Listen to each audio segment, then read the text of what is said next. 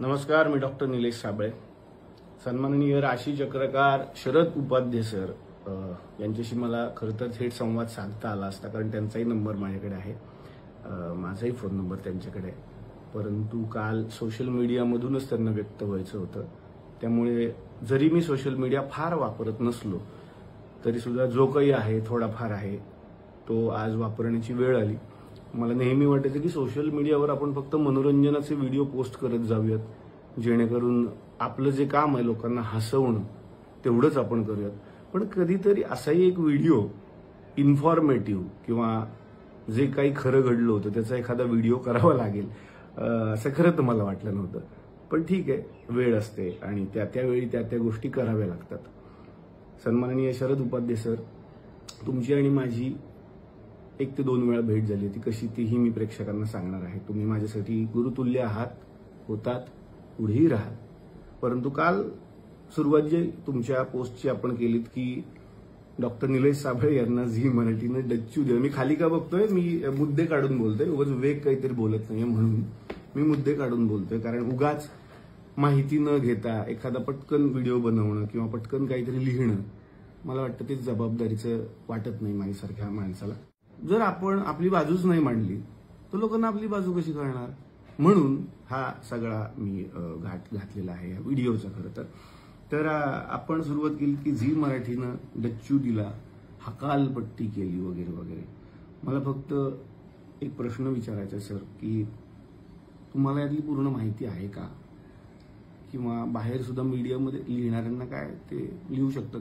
युट्यूबवरती बरेच जणांचे स्वयंघोषित पत्रकारांचेही चॅनल आहेत. जे कुठली मोठी मोठी चॅनल आहेत त्यांचा मी रिस्पेक्ट करतो, पण स्वयंघोषित जे कोणी पत्रकार मुलं असतात, मुलंच म्हणतो मी त्यांना, जे आपापलं एक चॅनल करतात आणि त्याच्यावरती डच्चू दिला, हकालपट्टी केली, या सगळ्यांना एक महत्वाची इन्फॉर्मेशन द्यायची आहे. कार्यक्रमाला मी नाही म्हटलोय. तुम्हाला कदाचित माहिती नसेल म्हणून म्हणतो की ही माहिती घ्यायला पाहिजे होती तुमच्यासारख्या एका मोठ्या गुरुतुल्य व्यक्तीनं. जेव्हा आपण एवढ्या मोठ्या सोशल मीडियाचा वापर करतो, सोशल मीडिया खूप मोठं नाव आहे, कारण तुम्हाला माझ्यापेक्षा जास्त लोक फॉलो करतात सर, आणि तुम्हाला मला तरी एक फॅन म्हणून फॉलो करतात, तुम्हाला गुरु म्हणून फॉलो करतात. त्यामुळे मला असं वाटतं की जबाबदारी खरं तर तुमची जास्त होती की आपण खरंच माहिती घेऊयात. झीमध्ये तुमच्याही ओळखी भरपूर आहेत. तुम्ही एक फोन करून विचारू शकला असतात की काय झालंय, निलेश साबळे या कार्यक्रमात का नाहीये. झी मराठीत सर अनेक लोक तुम्हालाही मानतात, त्यामुळे तुम्ही एखाद्या झी मराठीत फोन करून विचारायला पाहिजे होतं, माहिती घ्यायला पाहिजे होती की गेले जवळपास 6 महिने झी मराठीच्या अधिकृत व्यक्ती जे त्या हेड पदावरती आहेत त्यांनी मला अनेक वेळा फोन केले होते. मी नाव घेऊन बोलू शकतो. सन्माननीय रोहन राणे जे नॉन फिक्शन हेड होते, ज्यांनी मला 6 महिन्यात अनेक वेळा फोन केले होते की आपण चला हवं सुरू करतोय, तुमच्याशिवाय डॉक्टर तो होणार नाही, एकदा आपण मीटिंग करायला पाहिजे. म्हटलं आपण मीटिंग नक्कीच करूया. तदनंतर अगदीच 1-1.25 महिन्यापूर्वी माझी सविस्तर 2 तासांची झी मराठी बरोबर मीटिंग झाली आहे त्यांच्या चॅनलला, वरळीच्या ऑफिसला. ज्यावेळेला त्यांनी मला सांगितलं होतं की आपण कार्यक्रम करतोय आणि कशा पद्धतीनं करता येईल याविषयी एकदा बोलूया. माझ्या काही अडचणी होत्या. मी जो एक सिनेमा करतोय त्यात मी सध्या अडकलोय, त्याचं शूटिंग अजून 1.5 महिना चालणार आहे. त्यामुळे त्या तारखा न जुळल्यामुळे आणि अनेक वेगवेगळी कारणं असल्यामुळे सध्या या कार्यक्रमातून माघार घ्यायची मी त्यांना रिक्वेस्ट केली की मला माघार घेऊ द्या. याचा अर्थ असा होत नाही की मला कार्यक्रम करायचा नव्हता, मी नकार दिला. मी पुन्हा एकदा क्लिअर करतो, पण मी स्वतःहून या कार्यक्रमातून बाहेर पडलोय. मी स्वतःच म्हणालोय की मला कार्यक्रमात आत्ता तरी भाग घ्यायचा नाहीये. सेम भाऊ कदम सरांचं सुद्धा आहे. भाऊ सध्या माझ्याच बरोबर माझ्या सिनेमात काम करत आहेत, तेही या कार्यक्रमात नाही आहेत. 2 माणसं या कार्यक्रमात नाही आहेत. पण का नाही आहेत याचं कारण तुम्ही जाणून घेतलं का? मला असं वाटतं की सर तुमच्यासारख्या एका मोठ्या व्यक्तीनं थोडी माहिती घ्यायला पाहिजे होती की निलेश साबळे कार्यक्रमाला नाही म्हणालेले आहेत. आणि हे मी माझ्या ऑफिशियल चॅनलवरून आत्ता सांगतोय, माझ्या या सोशल मीडिया अकाउंटवरून सांगतोय. याला झी मराठी सुद्धा दुजोरा देईल जर आपण त्यांना विचारलं तर. अगदी ते सांगतील सुद्धा की माझी मीटिंग किती वेळ आणि कुठे झालेली आहे. मला त्यानंतर बोलायचंय, तुम्ही जे म्हणालात की निलेश साबळे यांच्या सेटवरती माझा अपमान झाला किंवा थेट आता तो मीच केलाय असं तुमचं म्हणणं आहे, म्हणून मला ते जरा सगळ्यांच्या समोर मांडायचं होतं की 2014 ते 2015च्या मध्ये हा एपिसोड शूट झालेला आहे, जेव्हा कार्यक्रम नवा होता. कार्यक्रमाच्या पहिल्या 50 भागांमधला हा भाग आहे. त्यामुळे ते जे वाक्य आहे की 10 वर्ष झाली डोक्यात हवा गेली होती, तर वाक्यात मग पुन्हा प्रॉब्लेम होतोय, कारण 50च एपिसोड झालेले आहेत आणि तुम्ही म्हणता तेव्हा ही घटना घडली. तर तेव्हा हवा गेली होती कदाचित. मग 10 वर्ष झाल्यावर हवा डोक्यात गेली, ही वाक्यच वेगळी वेगळी वाटतात मला. सगळं पहिल्या 50 भागातच चला माझ्या डोक्यात हवा गेली असेल असं तुमचं म्हणणं आहे. पण मला एवढं सांगायचं की तुम्ही ज्या ज्या गोष्टींची माहिती सोशल मीडियातून समोर आणली ती म्हणजे मला सेटवरती बोलावलं, मला पाणीही विचारण्यात आलं नाही. मला सगळ्यांना सांगायचं की SL विजन नावाची खूप मोठी कंपनी, खूप नावाजलेली झी मराठीची कंपनी चला हवा येऊ द्याचा सगळा कारभार सांभाळते आणि त्यांनी उत्तम हा कारभार सांभाळलाय आजपर्यंत. कंपनीची किती माणसं काम करतात, जे जे लोक हवा येऊ द्याच्या शूटिंगला आले त्या सगळ्यांना माहिती आहे. चॅनलची माणसं आलेल्या कलाकारांना रिसीव्ह करण्यापासून त्यांच्या मेकअप रूम पर्यंत नेण्याचं कामही करत असतात. क्लासिक स्टुडिओ जो मीरा रोडला आहे त्या क्लासिक स्टुडिओला याचं चित्रीकरण झालं आणि क्लासिक स्टुडिओची सगळ्यात मोठी रूम ही शरद उपाध्ये सरांना देण्यात आलेली होती, जी AC रूम होती. मला जितकं माहिती आणि जितके कलाकार हवा येऊ देत आलेले आहेत त्या सगळ्यांना हे माहिती असावं की प्रत्येक मेकअप रूममध्ये ऑलरेडी पाण्याच्या बाटल्या ठेवलेल्या असतात. कारण आदल्या दिवशी त्याची रिहर्सल होते, म्हणजे आदल्या दिवशी त्याची मीटिंग होते की कोणाच्या रूममध्ये काय काय गोष्टी असायला पाहिजेत आणि त्या असायलाच पाहिजेत अशी ती स्ट्रिक्ट वॉर्निंग असते. याही व्यतिरिक्त तुमचं म्हणणं होतं की माझ्याशी निलेश साबळे बोललेच नाही. बरं, पाण्याचा मुद्दा आणखीन मला थोडा पुढे न्यावा असं वाटतोय. पाणी विचारलं नाही ही खरंच माझी जबाबदारी असेल का असं मला अजूनही प्रश्न पडलेला आहे. कारण मी स्टेजवरती होतो, तुम्हाला जसं आठवतंय, मी रिहर्सल करत होतो आणि आपण सर आपल्या रूममध्ये होतात. माझी रिहर्सल उरकून मी प्रत्येक कलाकाराच्या रूममध्ये गेलो, त्यावेळी तुम्हाला पाणी नाही मिळालंय. ह्याला मी जबाबदार आहे का मला अजून कळत नाही. मी ब्लँक आहे गेले 3-4 तास की मी जर स्टेजवर आहे आणि सरांना खाली पाणी नाही मिळालंय, ज्याचा निर्माता मी नाहीच आहे, त्या शोचा ज्याचा शोचा निर्माताच मी नाहीये. बरं, त्या निर्मिती संस्थेला मी दोष देतोय का तर नाही, त्यांची कामाची पद्धतही मी तुम्हाला सांगितली. तरीही पाणी न देणं हा अपमान मी कसा केला मला माहिती नाही. त्यानंतर दुसरा एक मुद्दा आहे, तुम्ही म्हणताय की स्टेजवरती जाताना निलेश साबळेंनी मला स्माईलही नाही दिली. हे एक वाक्य आपण धरूयात. आणि दुसरं वाक्य तुम्ही बोलताय की सगळ्या कलाकारांच्या रूममध्ये निलेश साबळे जात होते, त्यांच्याशी ते गप्पा मारत होते आणि शेवटी 4 वाजता माझ्याकडे आले. 4 वाजता मी तुमच्याकडे आलोय तुमच्या म्हणण्याप्रमाणे, म्हणजे तुमचा माझा काहीतरी तुमच्या रूममध्ये संवाद झालाय. जेवढं मला आठवतं, आणि हे काही उगाच मोठेपणा म्हणून मी सांगत नाही, अनेक कलाकारांना माहिती आहे माझ्यापेक्षा जेवढे लोक मोठे असतात त्या सगळ्यांच्या पाया पडूनच मी त्या रूममध्ये एंट्री करतो.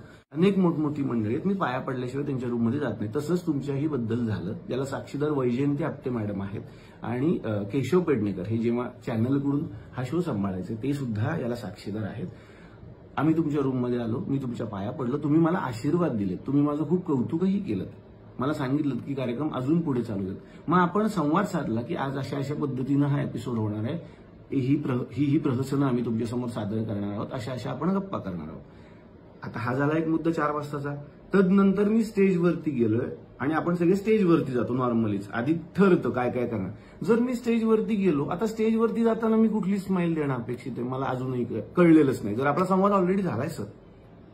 याच्याही पेक्षा वेगळी गोष्ट, आदल्याच दिवशी तुमचा, माझा आणि केशव पेडणेकर यांचा एक कॉल झाला होता सर. आदल्याच दिवशी रिहर्सल होती आमची, तुम्हाला आठवत असेल, संध्याकाळी 5 ते 6च्या मध्ये अर्ध्या तासाचा कॉल येतो, ज्याच्यामध्ये तुम्ही म्हणालात की मला जरा कलाकारांचे स्वभाव जाणून घ्यायचे आणि मी कलाकारांच्या राशी सांगणार आहे, त्याविषयी मी असं बोलणार आहे, तुम्हाला काही ऍड ऑन करायचंय का साबळे, तुम्ही मला एखादी गंमत सांगू शकता स्टेजवरती. हा एक खूप हसत खेळत आपला संवाद झाला होता, ज्यात तुम्ही काही मला जोक्स पण सांगितले होते. मी पण सांगितलं की भाऊ कदम यांच्याविषयी तुम्ही जरा गंमत करा, अमुक कलाकाराविषयी ही गंमत तुम्ही सांगू शकता. हा एक हसत खेळत संवाद आदल्या दिवशी 1 तासाचा झालाय की आपला, म्हणजे आपली अजिबातच ओळख नव्हती असंही नव्हतं आणि खरंच झालाय हा संवाद, तुम्हाला आठवतही असेल. तदनंतर तुम्ही म्हणताय की माझ्या रूममध्ये आलेच नाहीत, शेवटी 4 वाजता आलेत, इतर कलाकारांच्या रूममध्ये गप्पा मारत बसले होते. तर इतर कलाकार त्यांच्याबरोबर कोण होते हेही मला सोशल मीडियात सांगायचंय. इतर कलाकार म्हणजे त्या एपिसोडमध्ये होते मंगल गाणी दंगल गाणी, मेरी आवाज सुनो, आवाज की दुनिया याचे संस्थापक आणि खूप मोठे व्यक्तिमत्व अशोक खांडे सर, आणि दुसऱ्या रूममध्ये होते बोलक्या बाहुलीकार रामदास पाध्ये सर. मी यांच्या रूममध्ये गेलो होतो आणि मी गप्पा नव्हतो मारत, कारण साधारणपणे त्यांचं वय आणि माझं वय याच्यात खूप फरक आहे.